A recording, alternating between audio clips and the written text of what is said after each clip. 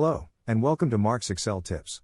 Today's video is the 9th in a series of 10 tips for charts videos.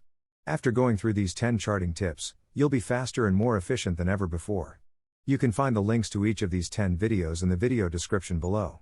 Let's get started. If you find value in this video, please give it a like to help others find our videos.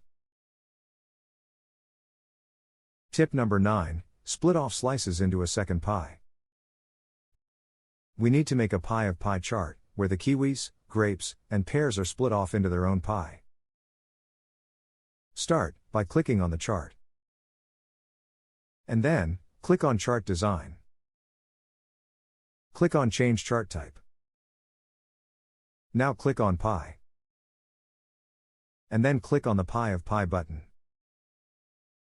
Click OK. We're not done just yet.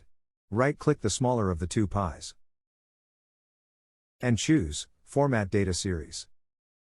In the Format Data Series pane on the right, click on Split Series by menu.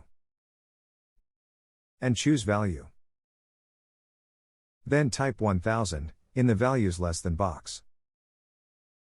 When you press Enter, the kiwis, grapes, and pears are split off into their own pie, because each of their amounts is less than 1000.